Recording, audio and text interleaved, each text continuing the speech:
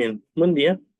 Mi nombre es Fernando Villalón Martínez, estudiante de noveno trimestre de la UAM Xochimilco, de la licenciatura de Medicina.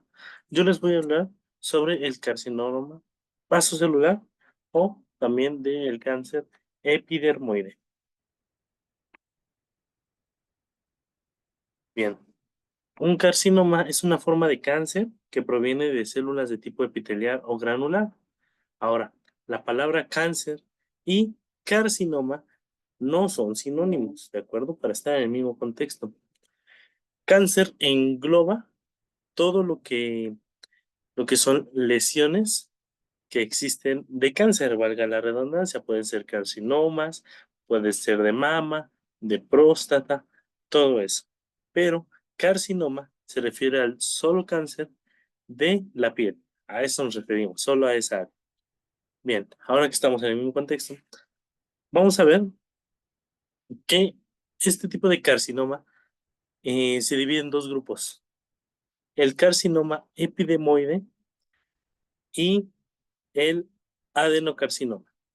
El epidermoide se divide en dos: el carcinoma de células escamosas y el carcinoma vasocelular. De este es del que vamos a hablar. Ok, el carcinoma vasocelular es un cáncer de piel muy común que surge de la capa basal de la epidermis. De ahí es de donde viene su nombre. Inicia en la piel e invade otros tejidos si es que llega a ser metástasis. Este también puede llegar a agregar a otros órganos internos, siendo que es localmente invasivo y puede ser muy agresivo y destructivo, tanto en la propia piel que tenemos como en la estructura circundante, incluyendo el hueso. Bien, yo les quise poner aquí este caso clínico para entender un poquito mejor.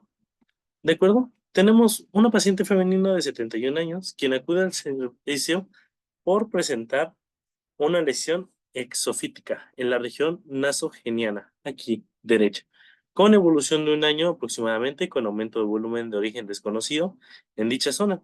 Es de forma redonda, de aspecto eritematoso, inició con una lesión ulcerosa de aproximadamente 17 por 15 milímetros en la región inferior de la narina derecha, abarcando el piso de fosas nasales y la columela. ¿Ok?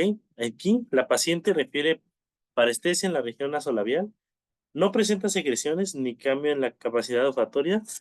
Ahora, a la palpación no se identifica adenomegalias, presentando adecuados movimientos de gesticulación. Como antecedente, la paciente dice haber recibido tratamiento a base de ungüentos antibióticos. Esto no presentó ninguna mejoría para él. En los últimos 2 meses, la lesión ha tenido un crecimiento gradual y la paciente acude al servicio de dermatología, posteriormente referido a los servicios de oncología. Entonces aquí tenemos la paciente con su carcinoma. Ahora, ahí está. Vamos a hablar un poquito de la epidemiología de esto. Ok, bien. El carcinoma vasocelular, o vamos a referirnos a él por sus siglas CBC, es un tumor maligno de origen epitelial que es el más frecuente en los seres humanos, que se presenta de un 70 a un 80% en los cánceres no cutáneos de no melanoma. Se presenta sobre todo a la edad adulta, afectando pacientes entre 50 a 80 años, pero el 20% de todo este total son menores de 50 años, en quienes no se salvan tan fácil. Pero este tipo de carcinoma presenta un comportamiento histológico más agresivo, sin predilecciones de sexo, aunque en algunas estadísticas presenta un ligero predominio en el sexo femenino, haciendo así de un 58 a un 42%. Esto es una proporción de 3 a 1.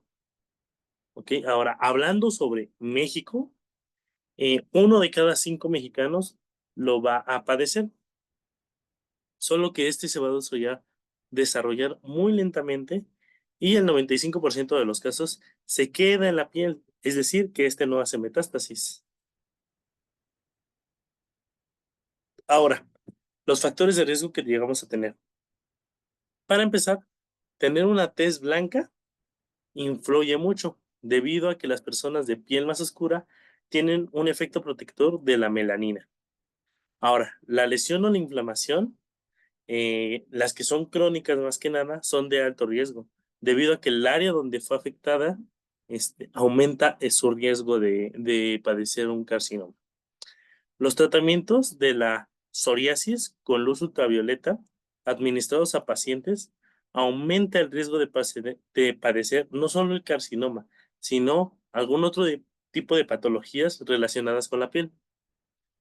Ahora, si tenemos un paciente con xerodermia pigmentosa, que es una afección hereditaria muy poco común, es normal que no se haya hablado mucho de eso, la cual consiste en la poca capacidad que tiene las células de la piel para reparar los daños que nos hacen a nuestro ADN como consecuencia a la exposición prolongada a la luz solar. Ahora también tenemos el síndrome de Nevo de células basales o el síndrome de Gorlin. Es una afección congénita poco frecuente en la cual los pacientes presentan muchos cánceres de células basales durante toda su vida. Estos es común que los empiecen a presentar en la infancia. Ahora, pacientes con el diagnóstico de BPH tienen riesgo debido a que la propia enfermedad se presenta con verrugas y papilomas, pero las verrugas que aparecen en las áreas genitales, en el ano y alrededor de las uñas, se ha estudiado y se ha tenido por ahí uno que otro debate en que tienen relación. La exposición a la luz ultravioleta también es un factor muy importante. De hecho, hasta lo puse con asterisco porque es del que vamos a hablar un poquito más adelante. Daña el ADN en la piel, lo cual puede desencadenar este crecimiento anormal. Y por último, pertenecer al sexo femenino, como ya hablamos, pero esto es solo en estudios epidemiológicos.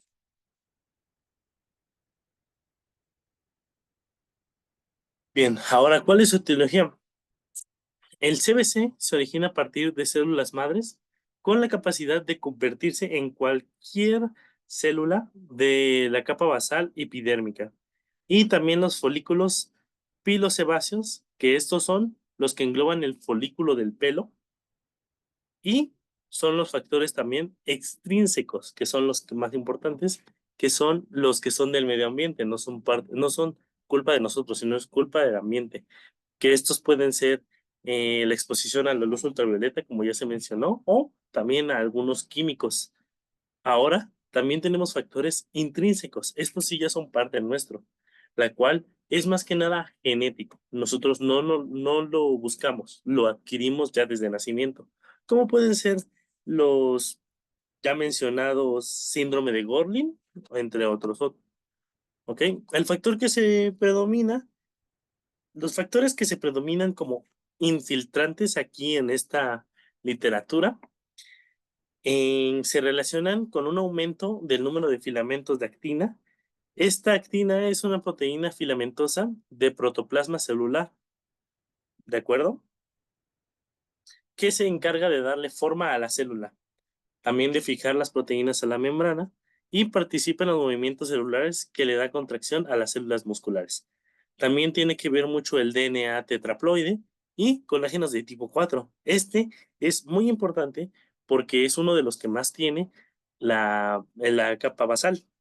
Prácticamente es el soporte, donde también se asientan células de los epitelios, endotelios y llega hasta rodearse las fibras musculares. Si hay una disminución de las fibras musculares, es donde más tiene afección. Ahora, hablando de disminución, tenemos también un factor importante que es la disminución de la producción de amiloide. Esto, aumento de la producción de los glucosamidos, fibroblásticos y aumento de la adherencia de las células tumorales en los fibroblastos. También es posible que la expresión que integra alfa 1 y alfa 2 se relacionen con el crecimiento tumoral.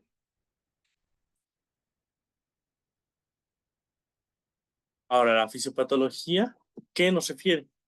Bueno, esta refiere a que, más que nada, de los factores que más se han encontrado, es que PTCH es uno de los más importantes, los que desencadenan, ¿ok? En el 70% de los pasos de CBC es donde más se ha encontrado, ¿ok? Entonces, para no hacer el cuento largo, primero tenemos una célula normal, aquí como lo muestra. Ahora tenemos juntos a PTCH y SMO, pero a tener una unión de SHH, hay una disociación de estos dos, de PTH y de SMO. Estos se dividen y SMO, al estar solito, da una transducción de la señal dependiente de ligandos. Y esto da un factor de la transcripción GL1 y hace una activación de la expresión genética. Ahora, esto es cuando se puede decir nosotros lo buscamos, cuando tenemos mucha exposición a la luz, a los químicos, a todo eso. Ahora, ¿qué pasa cuando ya está en nuestros genes, cuando ya está en nosotros? Nosotros no nos los buscamos, no nos lo buscamos. Pues pues ya no es necesario la unión de SHH, ¿ok? El PTH ya está mutado y el SMO está activado. Entonces, directo pasa a una transducción de la señal independiente del ligando. Pasa al factor de transcripción GL1 y una activación de expresión génica. Ahora, ¿cuál es el cuadro clínico? El cuadro clínico, más que nada, es hacer una observación muy adentrada a las superficies cutáneas del paciente, esto con la intención de buscar pápulas y esperemos que sean pápulas de CBC que estén en etapas muy tempranas, las cuales aún no pueden hacer ni metástasis ni otras afecciones. Ahora, hay que ser importantes y recalcar los tipos de pápulas que podemos llegar a encontrar. Tenemos las nodulares, que son pápulas o nódulos, valga la redundancia, de forma variable. Estos tienen bordes bien definidos. Estos tienen una superficie lisa y brillante con presencia de telangiectasias con frecuencia de úlcera central. Ahora, también tenemos las superficiales. Estas tienen una placa eritematosa descamativa. Estas son redondas u ovaladas con pequeñas úlceras en la superficie. Tenemos también el plano cicatrical, que es una cicatriz central de tamaño variable. Esta no tiene ninguna forma, tiene forma irregular. ¿Ok? Morfeiforme, que esta tiene una placa de color nacarado, deprimida en el centro, infiltrada e indurada de bordes mal definidos, y esta puede ulcerarse. También tenemos ulcus rodens, que es una úlcera de bordes clínicos poco definidos. Y por último, y lo peor se podría decir, es cuando tenemos una terebrante, que es un cáncer ya infiltrado y que empieza con la destrucción de estructuras anatómicas, que lo más común es en el cartílago, hueso, glóbulos oculares y senos paranasales. Ahora, ¿cómo se va el diagnóstico y las pruebas complementarias? Para empezar, la dermatoscopía, que ahorita vamos a hablar de ella, es útil para este diagnóstico de carcinoma. Esto tiene una sensibilidad del 97% y una especificidad del 87%. Ahora, también tenemos,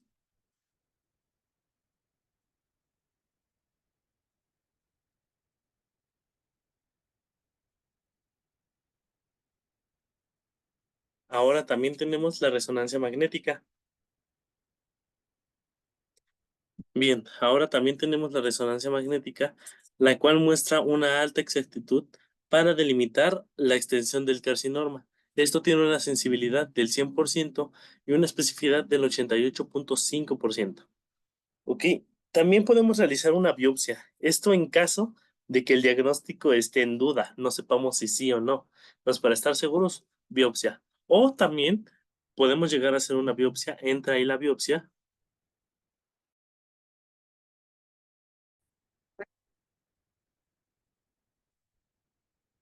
Bien, esto puede ser también, eh,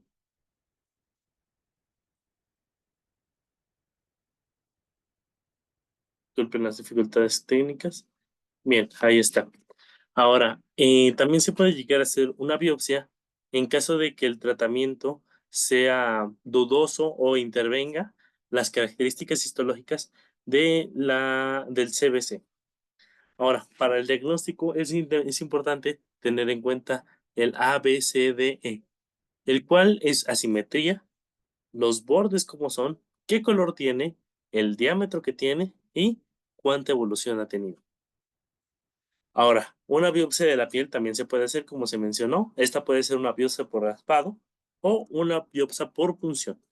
También se puede realizar una biopsia de los ganglios linfáticos. Esta puede ser con aguja fina o quirúrgicamente. Ahora, ¿recuerdan que les hablé de la dermatoscopía? Bien, vamos a hablar sobre ella. Para empezar, es una técnica nada invasiva. En los últimos años ha ayudado bastante, ya que se basa en hallazgos asociados sobre la pigmentación que tienen las lesiones. Esto nos puede decir si tenemos un carcinoma o lo que hay que encontrar en este tipo de lesiones. ¿De acuerdo? Para encontrar o para diagnosticar el CBC es imprescindible eh, la ausencia de retículo pigmentado y la detección de uno o más de los siguientes estructuras, que pueden ser nidos ovoides de color azul a gris, estructuras en hoja de arce, estructuras en rueda de carro, úlceras no asociadas a traumatismos recientes y telangiectasias arboriformes, o sea, en forma de árbol.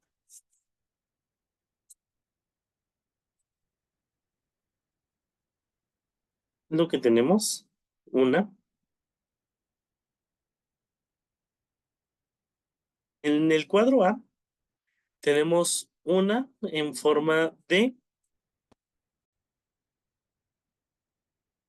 tenemos una figura en la cual tenemos un carcinoma vasocelular infiltrativo donde se observa un gran nido ovoide azul, ¿de acuerdo? En el triángulo negro que tenemos aquí, tenemos las atelectasias que habíamos mencionado.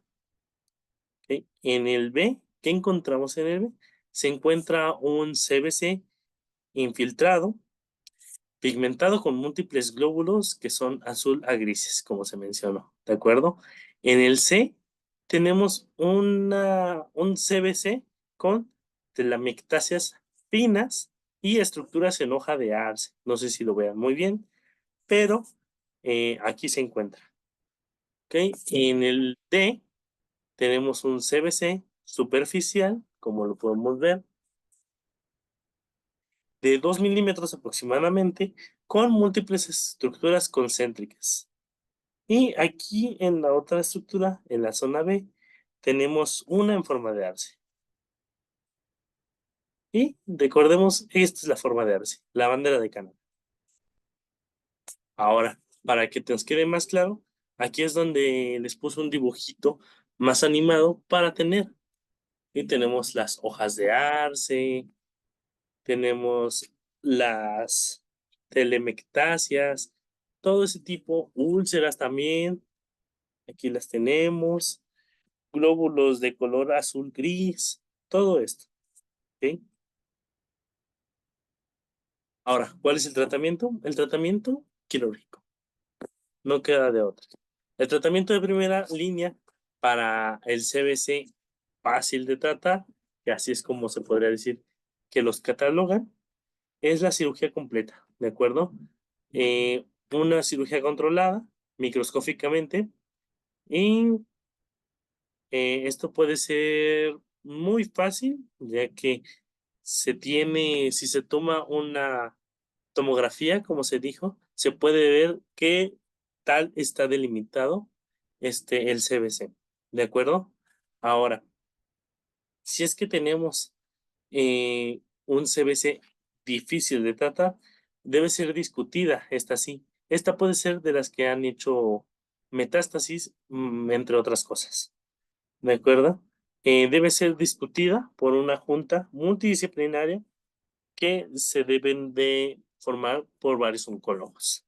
Deben ofrecer inhibidores de erizo, Bixmodegib o Sinodegib a los pacientes con CBC localmente avanzados y los metastásicos. ¿De acuerdo? Y también tenemos la inmunoterapia con anticuerpos antimuerte celular programadas 1, que son los PD-1. Es una opción terapéutica que es muy prometedora porque actualmente se está investigando en ensayos clínicos. La radioterapia también está presente, que es una gran alternativa válida a la cirugía. Y para el CBC en la cara, especialmente en pacientes de edad avanzada, los cuales sí tienen un poquito más de dificultad en hablando de la. Ahora, ¿qué medidas preventivas podemos llegar a tener? Primero, la exposición solar en los primeros años de vida debe ser menor, ¿de acuerdo? Sí sacarlos a pasear, sí sacarlos a jugar, todo eso, pero es necesario que se pongan su protector solar, su ropa, todo eso, ¿ok? Ropa de manga larga, un sombrero, una gorra, todo eso. De hecho, aquí es el punto 2. Evitar la exposición prolongada a cámaras de bronceado, una terapia PUVA, como ya se mencionó, la radioterapia y el arsénico. Evitarlo completamente. También, sacado de la guía de práctica clínica del IMSS, es promocionar, nosotros como personal de salud, el uso de cremas, filtros y pantallas protectoras cada 3 horas. También el uso de ropa de manga larga y sombreros, además del uso de lentes de sol. Promover también la autoexploración, como es necesario en todo tipo de cánceres. Con ayuda de un espejo, este puede ser un espejo de pared para mayor facilidad, dando énfasis en cuello, espalda, glúteos y piernas. Y por último, las personas con más factores de riesgo que pueden llegar a ser las personas de tez blanca, pelo más güero, todos esos, eh, tomar en cuenta los puntos anteriores, ya que ellos si llegan a presentar una inmunosuficiencia, aumenta exponencialmente bastante la probabilidad de presentar un carcinoma. Ahora, la resolución del caso clínico, lo que estábamos esperando todos. Se realizó una biopsia a la paciente con un resultado histopatológico de infiltrado inflamatorio con proliferación de células basales paralelas entre sí. Estos tienen penetración hacia la dermis, escasas mitosis y anaplasias, rodeadas por fibroblastos, colágeno y capilares dilatados. Al realizarse una tomografía computarizada de cabeza y cuello, donde se aprecia un engrosamiento del tejido celular subcutáneo en la región labial, aproximadamente de unos 6 milímetros de diámetro, bien delimitados, sin compromiso óseo, qué bueno. Los senos paranasales sin datos de ocupamiento, con ausencias de cadenas ganglionares infiltradas. Se dio inicio a un protocolo quirúrgico para la excisión de la lesión y reconstrucción nasolabial. Se realiza un marcaje quirúrgico, que es por donde más o menos cuánto va a ser la cicatriz, dónde se va a hacer la cirugía, tomando como referencia el borde del mermellón y el ala nasal derecho para el diseño del colágeno. Todo esto, ¿ok? Se realiza la exéresis amplia de la lesión con márgenes adecuados de seguridad de 10 milímetros, claramente. La reconstrucción del labio y la columelela se realiza con la rotación del colágeno, del colgajo, perdón, nasolabial unilateral. La paciente se mantiene en control a los 3 meses sin presentar recidivas. Ok, entonces aquí, ¿qué tenemos? Aquí tenemos el estudio histopatológico y aquí tenemos lo que se te tomó, su tomografía. ¿De acuerdo? Entonces ya llegaba a tener. Aquí es donde se le hizo la cirugía, donde se extirpó esa parte. Aquí el colgajo que se llegó a hacer. Aquí es como ya se hizo la cicatrización, o bueno, las suturas para llegar a hacer. Y este es a los 3 meses. Como vemos, quedó bastante bien, sin casi ninguna cicatriz. Y estas son las bibliografías que se usaron. Muchísimas gracias. Que tengan bonito día.